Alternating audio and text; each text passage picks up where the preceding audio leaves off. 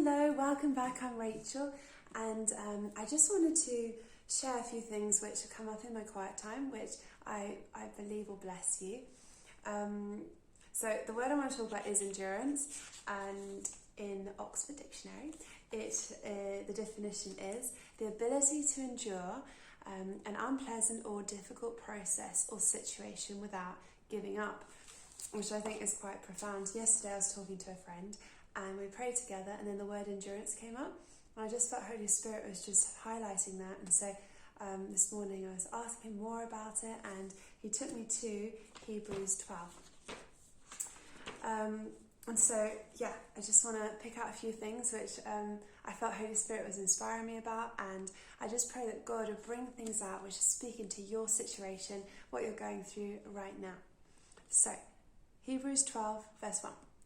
Therefore, we also, since we are surrounded by so great a cloud of witnesses, let us lay aside every weight and the sin which so easily ensnares us, and let us run with endurance the race that is set before us, looking unto Jesus, the author and finisher of our faith, who for the joy that was set before him endured the cross, despising the shame, and has sat down at the right hand of the throne of God.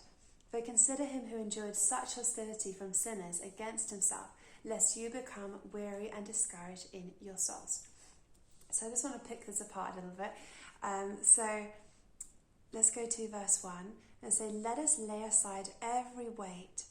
In different versions, so the NIV, it says, let us throw off everything that hinders us, or the New Living Translation, let us strip off every weight that slows us down, or the English Standard Version. So let us lay aside every weight that clings. So what is it that is holding you down? What is holding you or weighing you down while you're running this race that God has? A few things came to mind for me, such as like disappointment, holding on to that, or comparison can like weigh us down, or doubt, or rationalizing. When God has said something, he's going to do it, and let's hold on to what he says. So and I also like throw off or strip off or lay aside. All of these are actions that God wants us to actively let go of these things so that we can run the race that he has set before us. And then it continues, and the sin which so easily ensnares us, and let us run with endurance the race that is set before us. In other versions, the word for endurance is replaced with perseverance. Run with perseverance, run with patience, endurance. All of these are words we don't really like very much because they don't come naturally. There is an element of effort involved, and Holy Spirit is the one who helps us and gives us the strength we need in order to do this. What also I like is that the race that is set before us, and there are different versions for this, the race marked out for us, or the race that God has set before us. I love this because a race always has a beginning and the end. It is not aimlessly just meandering, wandering around. There is a race that God has set before us, and he has got everything prepared for us as we go along. And just like in a race, you always prepare and you train for a race. And I get a sense that sometimes we go through a trial, it feels like a mini race, and we get through it like, whew, phew. And then there's another race, and the trial seems even bigger than the other one.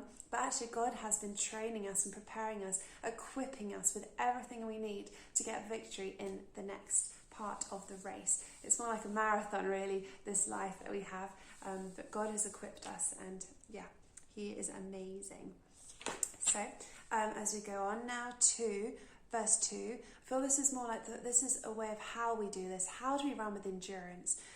We look unto Jesus, the author and finisher of our faith. Other versions, it said fixing our eyes on Jesus, keeping our eyes on Jesus, looking to Jesus. And who is Jesus? He is the perfecter and the pioneer of our faith, the champion who initiates and perfects our faith. He is the founder and the perfecter of our faith.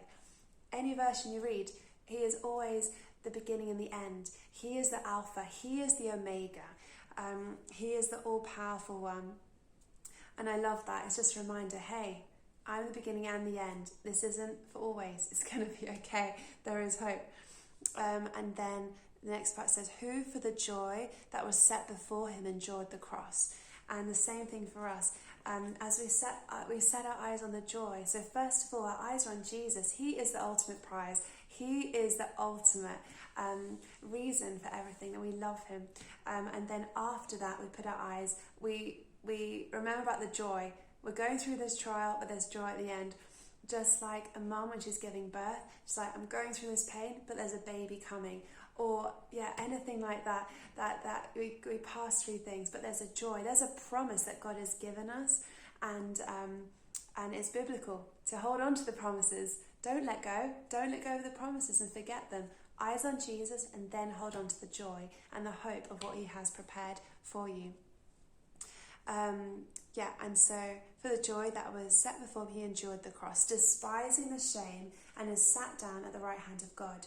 I think it's so interesting that often the devil tries to attach shame and lies to us during the time we're running with endurance. He tries to put shame on us, like, oh, why hasn't this happened yet? Oh, what's going on there?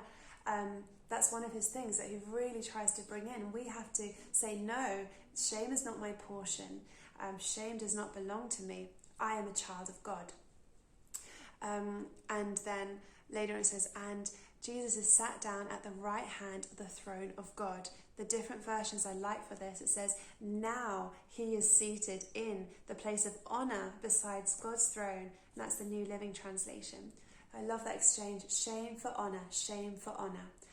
That is always God's plan, to turn shame into honour. And then the last bit, verse 3, for consider him who endured such hostility from sinners against himself, lest you become weary and discouraged in your souls. Remember what Jesus went through. He went through the ultimate trial, the ultimate pain, and nothing we go through ever compared to that. But he still gives us this example. Say, hey, look what I've been through, and don't give up. Don't be weary or discouraged in your souls. Other versions it says, New Living Translation, so that you may not grow weary and give up. Don't be faint-hearted, and don't lose heart. So don't lose heart today. God is for you. Keep running the race with endurance. God is your strength. The greater is he who is in you than he who is in the world. So God's got us. I bless you today to be encouraged and to keep running after looking your eyes on Jesus, and then holding on to the joy, the promises that he's got for you. God bless you. See you next time.